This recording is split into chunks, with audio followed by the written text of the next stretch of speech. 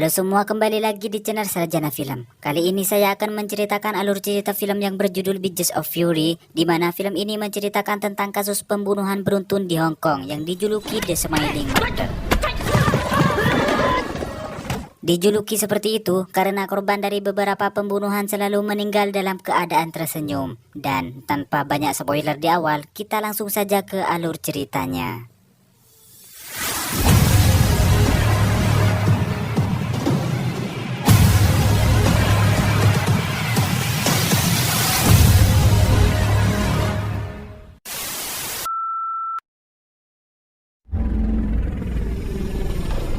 Diawali dengan memperlihatkan beberapa orang yang sedang melakukan syuting di sebuah helikopter, di mana seorang pria akan melakukan adegan ekstrim, yaitu melompat dari helikopter tersebut.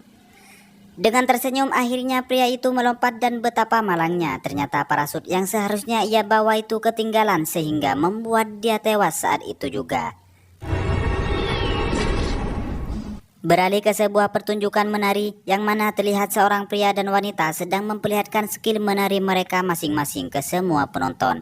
Akan tetapi di sela-sela pertunjukan, tiba-tiba sang penari pria tewas dalam keadaan tersenyum dan hal itu membuat para penonton pun terkejut.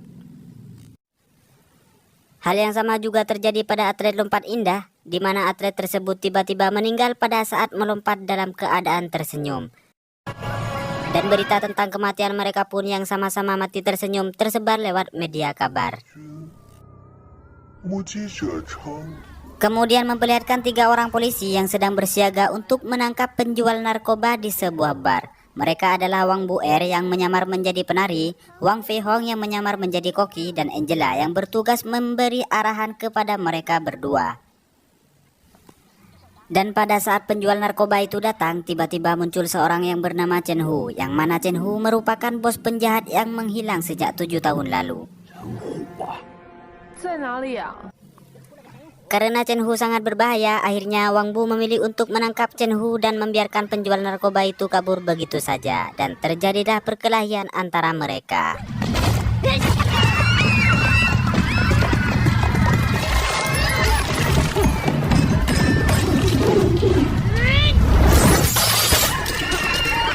Melihat Wang Bu yang tak bisa menangkap Chen Hu, akhirnya Wang Fei juga turun tangan untuk menangkap Chen Hu.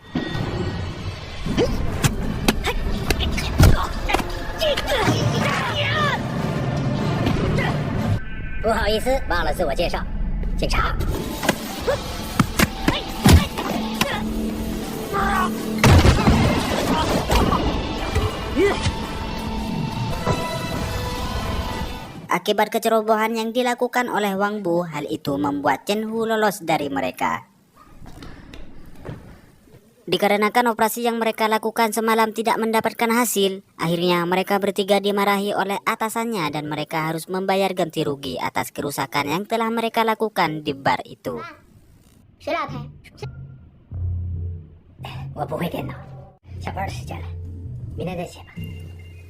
Pada saat malam hari, terlihat seorang pria yang sedang menelpon kekasihnya di atas gedung.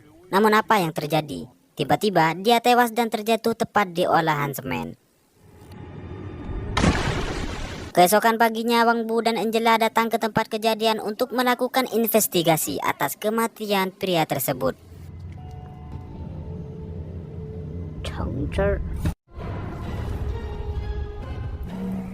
Di rumah sakit, dokter yang sudah melakukan autopsi tidak bisa memastikan apakah pria itu mati dibunuh ataukah bunuh diri. Hal itu disebabkan karena pria tersebut tewas dengan wajah tersenyum.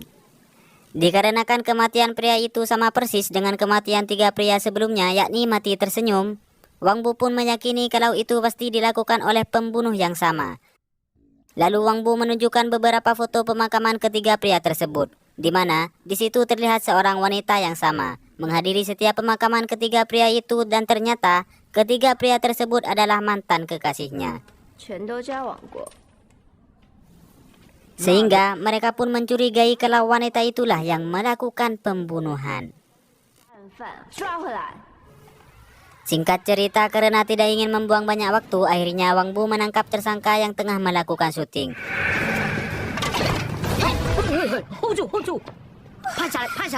Wanita itu bernama Liu Jinsui, yang mana dia merupakan seorang aktris terkenal pada waktu itu. Kemudian Wang Bu dan Angela melakukan interogasi terhadap Jinsui, akan tetapi dia kembali dibebaskan karena dia tidak terbukti melakukan pembunuhan itu.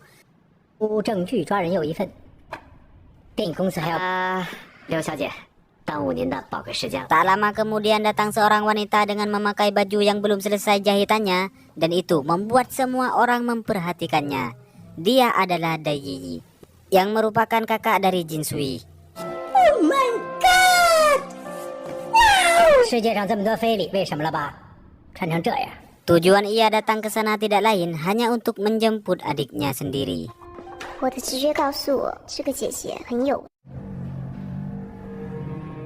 Di luar sudah ada seseorang pria, kita sebut saja Roni, yang sedang menunggu mereka. Dan ternyata Roni merupakan mantan pacar Jinsui yang kini sudah ditikung oleh Dai Yiyi.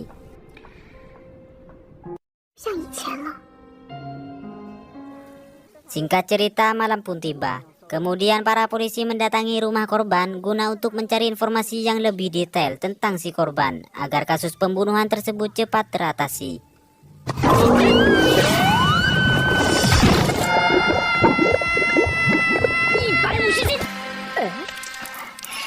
Setelah memasuki rumahnya, mereka mendapati seorang telah berada di sana. Karena mengira kalau itu adalah penyusup, mereka pun langsung menangkapnya dan pertarungan pun tak terelakkan.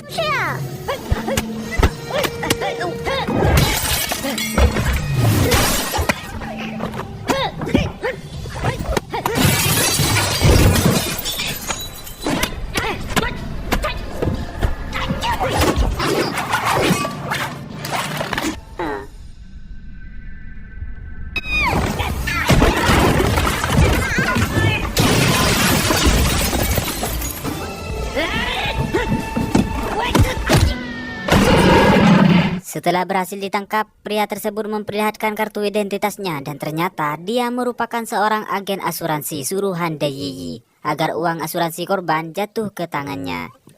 Dan perlu kita ketahui kalau korban tersebut merupakan mantan kekasihnya yang ia rebut dari adiknya. Sementara yang menjadi agen asuransi tersebut merupakan kekasihnya yang tidak lain ia adalah Roni.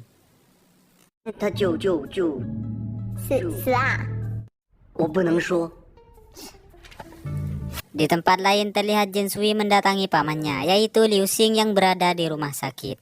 Liu Xing memiliki seorang anak yang bernama Liu Jun yang juga berada di sana. Dan diketahui kalau Liu Xing sudah 3 tahun menderita penyakit lumpuh.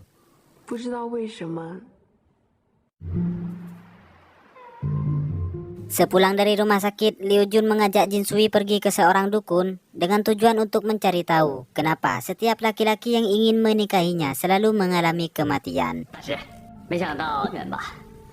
Setelah mengatakan tujuannya kepada sang dukun, kemudian dukun tersebut berkata kalau Jinsui mengalami kutukan yang bernama bintang kesendirian. Itu artinya dia tidak akan mendapatkan pasangan selamanya.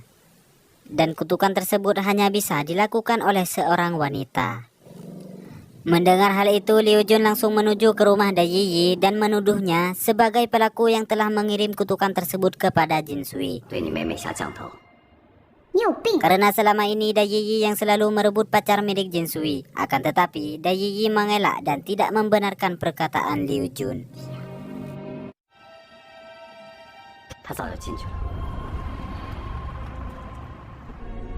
Setelah itu Jinsui yang pergi ke kantornya, dia dihampiri oleh Roni yang merupakan mantan pacarnya. Kemudian Roni memaksa Jinsui agar dia memberi kesempatan untuk menjadi kekasihnya lagi. Dan Roni pun langsung mengajak Jinsui untuk menikah dengannya. Namun tiba-tiba dia tewas dalam keadaan tersenyum.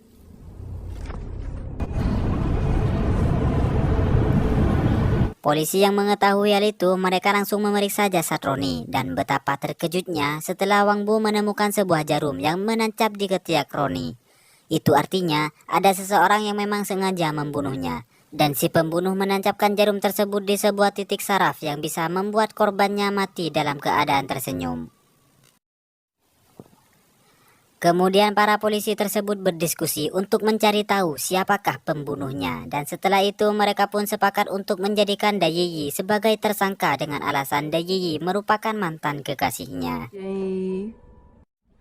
有关系就得放上去。 Tanpa membuang banyak waktu, Wang Bu langsung mendatangi Dai Yi yang sedang menawarkan asuransi kepada bapak-bapak di sebuah warung.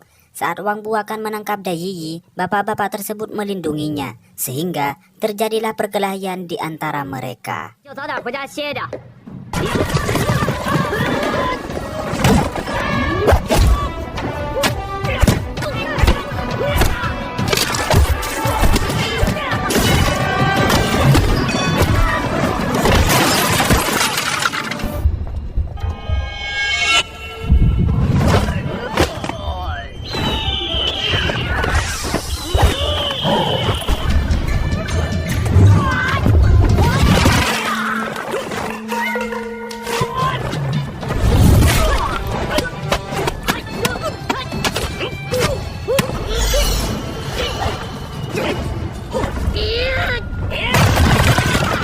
Dan dengan sangat mudah, Wang Bu berhasil mengalahkan mereka. Akan tetapi itu hanyalah sebuah hayalan Wang Bu saja. Dan pada kenyataannya, Wang Bu masih tetap duduk dan tidak menghajar mereka. 哎， Tidak lama kemudian, datang Fei Hong yang membantunya untuk mengalihkan perhatian bapak-bapak tersebut.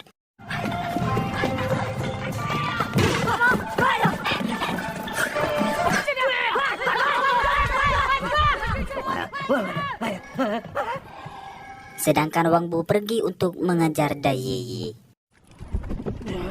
Singkat cerita, Dai Yi yang sudah berada di kantor polisi dan diinterogasi oleh Angela dan Wang Bu. Akan tetapi, karena tidak cukupnya bukti, akhirnya Dai Yi kembali dilepaskan. 那你连针线活都不会吗？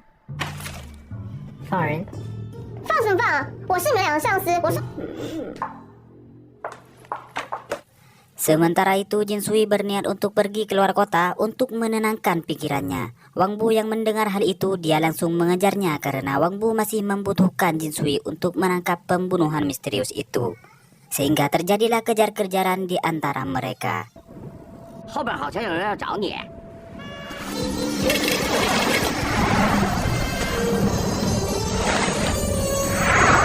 不过这种毅力值得敬佩。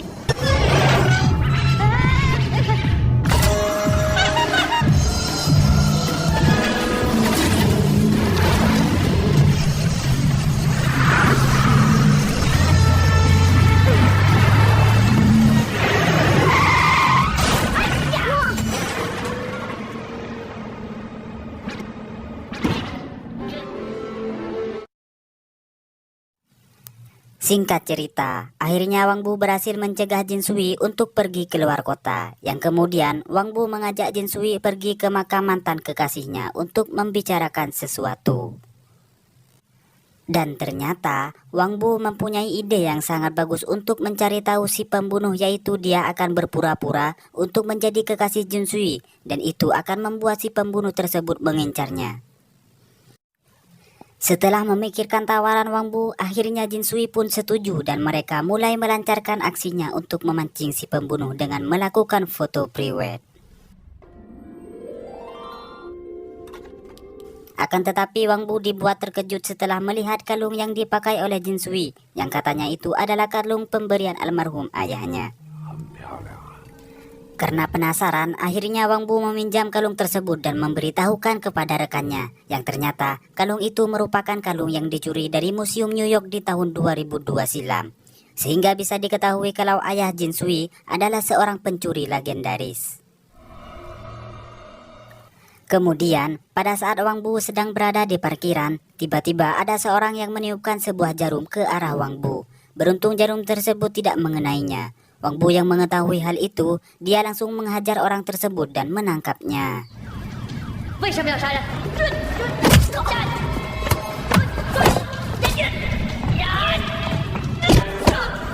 Orang tersebut ternyata Liu Jun, yakni sepupu dari Jin Sui, sehingga terkuaklah fakta tentang seorang yang telah membunuh semua kekasih Jin Sui. Scene kembali ke Jinsui. Terlihat dia sedang menjenguk pamannya di rumah sakit, yang kemudian dia menceritakan kalau dirinya akan menikah dengan Wang Bu. 恩夫，他叫王不二。 Lalu tidak lama kemudian, datanglah Wang Bu yang langsung mengungkapkan semua kejahatan yang telah dilakukan oleh Liu Xing.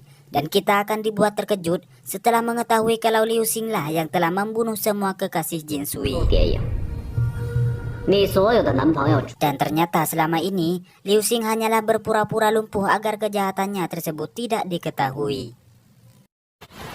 而所谓的非真杀人，就是此种个个都面带微笑。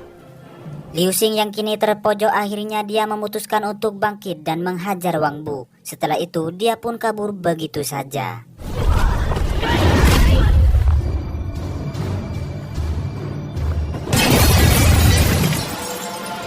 Kemudian datang Wang Fei yang langsung mengejarnya dan terjadilah final battle di antara mereka.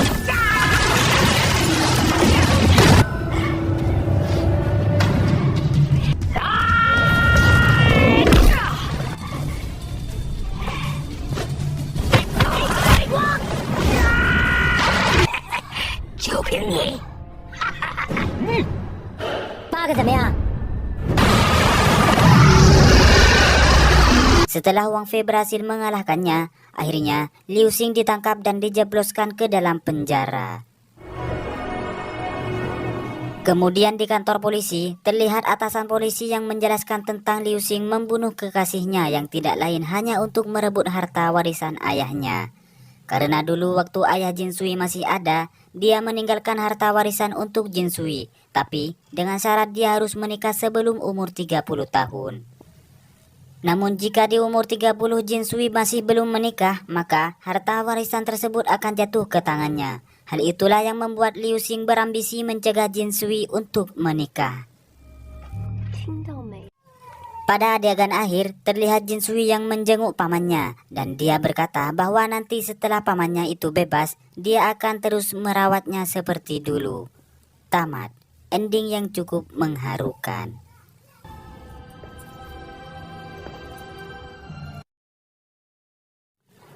Menurut saya pribadi, film ini termasuk film yang lumayan baik yang mencoba untuk menghadirkan film bergaya aksi dan komedi seperti halnya Jackie Chan.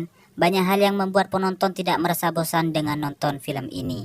Dan untuk kalian yang belum subscribe, silahkan subscribe terlebih dahulu dan aktifkan tombol notifikasinya agar kalian tidak ketinggalan alur cerita film selanjutnya. 我想请你帮我改变我的。这么直接，但是你要是喜欢我，可以直说。